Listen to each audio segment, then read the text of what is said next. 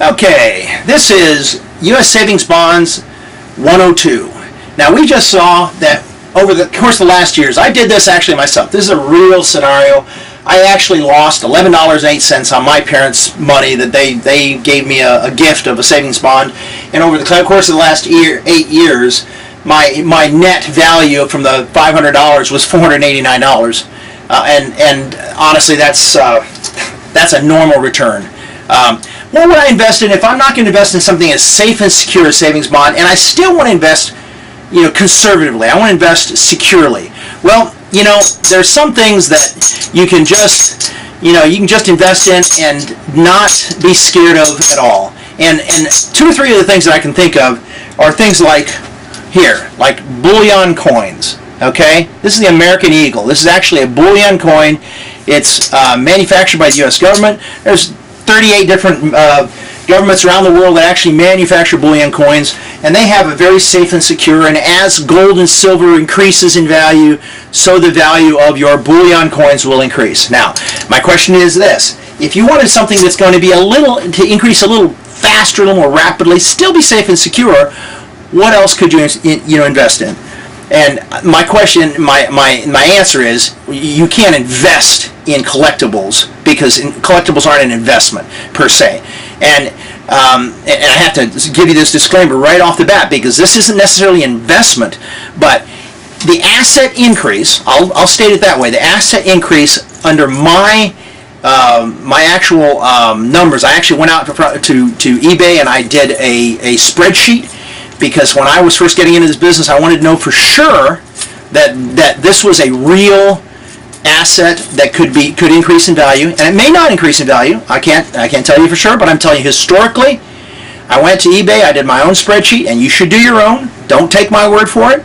But over the course of the last 25 years, these right here, these collectible coins, or MS-70, have risen in value approximately 48% average APR. Now, that's not going to be right off the bat, because what usually happens with collectibles is early on they don't increase much in value. In those the first 4 or 5 years, you may actually lose a little bit in value, 10-15%. But after that, about the 6th or 7th year, these collectibles went up 15-20% per year, and then about year 10 or 15 they went up 700%, 800%. The point is, the farther away from the time period, the more rare they become, the more valuable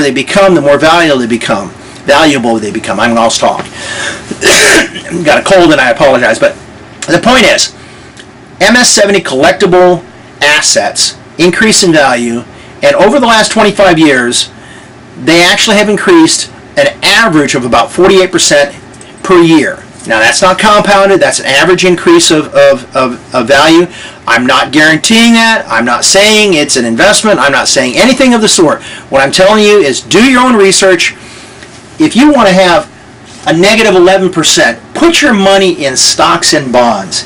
If you want to actually have an increase in value, an increase in something that is really real and intrinsic value, that you know that no way ever is it going to go away, invest in bullion coins or collectible coins, depending on what your security level is.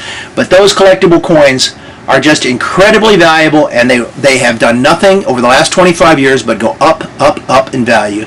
Bullion coins the same. So my suggestion is, don't invest in paper. Don't invest in stocks and bonds. Don't invest in even securities like the U.S. government bonds, because the reality is, you can see right here that when they 1099 you, now how do you sell these? You sell these at any place you want to. You can sell them to friends, family, coin dealers, eBay. Not suggested on eBay. It's probably the lowest price place to sell them. However, you can sell them anywhere you want. Do they give you a 1099? The answer is no, they do not. No, they do not. They just buy them and give you the money, either in check form or cash, and you don't get taxed on that, unless, of course, you have an increase that you should report to the IRS. And I know that all of you out there are going to voluntarily report this on a 1099 to IRS. I'm sure you are. So, the point is, are you forced to? Do you voluntarily do it?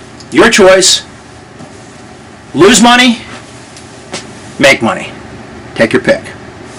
railroads. Thank you.